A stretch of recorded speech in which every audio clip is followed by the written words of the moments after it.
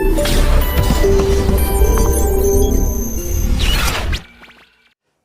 Students, आप सब कैसे हैं? आई होप कि आप लोग काफ़ी अच्छे होंगे और आपकी स्टडी काफ़ी अच्छी चल रही होगी। प्यारे बच्चों, तो आज इस लेक्चर में हम लोग बहुत ही अच्छे क्वेश्चंस को प्रैक्टिस करने वाले हैं आज।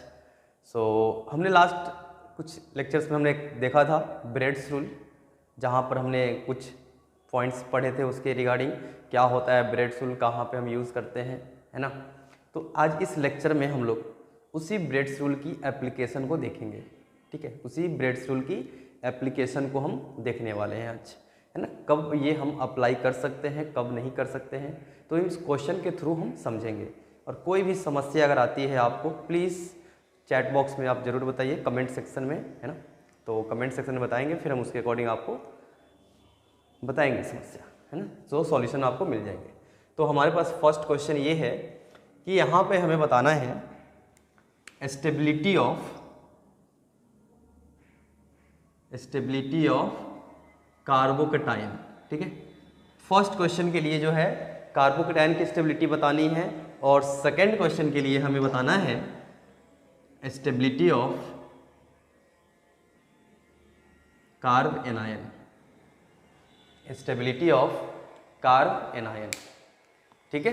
तो कार्ब एनायन की जो है स्टेबिलिटी और उधर कार्बोकेटाइन की स्टेबिलिटी हम यहाँ पर ब्रेड्स रूल को अप्लाई करने वाले हैं, ठीक है।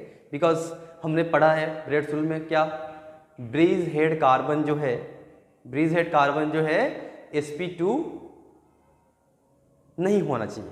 ब्रेड्स रूल में क्या कहा जाता है कि ब्रीज हेड कार्बन जो है ब्रेड्स रूल के अकॉर्डिंग क्या था, hybridization of bridgehead carbon should not be sp2, जिसमें हमने काफ़ी उसको डिटेल्स में समझा था क्यों नहीं होता है, क्या इशू होता है, क्या प्रॉब्लम आती है स्टेबिलिटी में, तो उसको हम यूज़ करेंगे यहाँ। तो हमसे यहाँ पर पूछा गया है इस तीनों कार्बोकेटाइन का स्टेबिलिटी, ठीक है। तो इसमें क्योंकि यहाँ पर फर्स्ट जो ऑप्शन है ए, इसमें आप ध्यान से देखो, ये जो ब्रीज हेड पर आ गया है पॉजिटिव चार्ज, जिसके वजह से जो कार्बन है, जो मॉलिक्यूल है, उसकी स्टेबिलिटी क्या हो गया, बहुत घट गया, बहुत स्टेबिलिटी घट गया। बिकॉज अभी अगर हम बात करें यहाँ पर हाइब्रिडाइजेशन की, तो इस कार्बन का जो हाइब्रिडाइजेशन है ये है sp2, और according to Bredt's rule hybridization of bridgehead carbon should not be sp2, that is, इसका मतलब ये है कि ये जो कंपाउंड है ये क्या होगा, हाईली अनस्टेबल। ये जो कंपाउंड है ये क्या होगा, हाईली अनस्टेबल। तो यहाँ से अगर हम स्टेबिलिटी की बात करें तो सबसे कम स्टेबल तो हो गया ए, बिकॉज ये ब्रीज हेड कार्बन है। बी और सी में अगर हम बात करें, बी और सी में अगर हम बात करें यहाँ, तो बी और सी में देखो ये जो पॉजिटिव चार्ज है, ये जो पॉजिटिव चार्ज है, यहाँ पर ब्रीज हेड का कॉन्सेप्ट नहीं लगेगा, यहाँ पर भी नहीं लगेगा।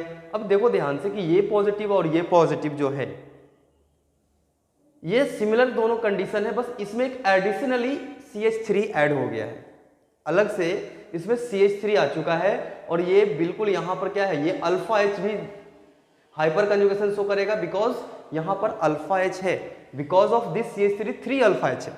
बाकी सारे कंडीशन सेम है, बट ये जो CH3 है ये एडिशनली क्या हुआ, इसकी स्टेबिलिटी को इंक्रीज कर दिया, एंड दैट इज वाई जो स्टेबिलिटी आएगा C is greater than B then greater than A। तो ये है इसका स्टेबिलिटी ऑर्डर, ठीक है।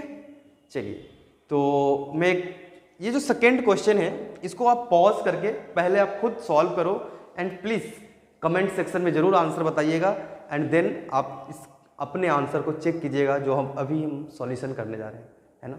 तो क्या करना है आपको, वीडियो पॉज, सॉल्यूशन, फिर कमेंट में आपको आंसर बताना है, एंड देन फिर आप चेक करोगे आप अपना answer whether it is correct और इनकरेक्ट, ओके। चलिए, तो आगे हम देखते हैं इसमें। अब यहाँ पर भी क्या हम कैसे चेक करें, तो कार्ब एनायन की स्टेबिलिटी बतानी, ठीक है। अब ध्यान से देखो, ये जो निगेटिव चार्ज है, ये जो निगेटिव चार्ज है, अगर ये रेजोनेंस में आता है, इन केस अगर ये रेजोनेंस में आता है, तो इस कार्बन का हाइब्रिडाइजेशन क्या होगा, sp2 हो जाएगा, राइट।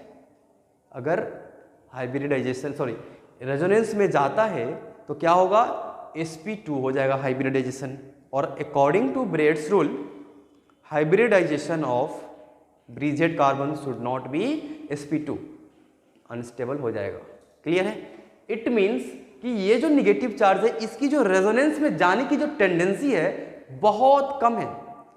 इस निगेटिव चार्ज की जो रेजोनेंस में जाने की टेंडेंसी है वो क्या है, बहुत कम है। और बहुत कम है मतलब ये कि निगेटिव चार्ज बहुत ज़्यादा स्टेबलाइज नहीं हो रहा है because of C double bond O। Clear है? बट यहाँ पर क्या ऐसा है, तो यहाँ पर ये कंप्लीटली रेजोनेंस में जा सकता है, कोई इशू नहीं, इसके साथ कोई प्रॉब्लम नहीं है। इट मीन्स जो B का स्टेबिलिटी है वो A से ज़्यादा हो जाएगा। ठीक है, चलिए B और C में हम कंपेयर करते हैं। तो B और C में देखो क्या है, बाकी सारे कंडीशन तो सिमिलर है एक्सेप्ट NH3 जो कि -I शो करता है। और -I क्या काम करता है, इलेक्ट्रॉन खींचता है अपने साइड, इलेक्ट्रॉन अपने साइड खींचता है। एंड बिकॉज ऑफ दैट ये निगेटिव चार्ज बहुत ज़्यादा स्टेबलाइज होगा। निगेटिव चार्ज क्या होगा, बहुत ज़्यादा स्टेबलाइज होगा। और स्टेबलाइज होगा तो इसकी स्टेबिलिटी सबसे ज़्यादा हो जाएगी। तो यहाँ पर स्टेबिलिटी ऑर्डर की अगर बात करें तो CBA क्या हो जाएगा, इसका करेक्ट ऑर्डर आएगा। तो इस लेक्चर में हमने ये दोनों क्वेश्चंस किए हैं, काफ़ी इंपॉर्टेंट है, काफ़ी अच्छा है ना। तो अगर आप को कुछ भी समस्या होता है कमेंट सेक्शन में ज़रूर बताइएगा। और इस क्वेश्चंस को सॉल्व करने से पहले आप खुद से सॉल्व करें एंड फिर कमेंट सेक्शन में ज़रूर आंसर बताइए एंड फिर आप चेक कर सकते हो आंसर इसमें है। ठीक है, चलिए, so thank you so much, have a good day.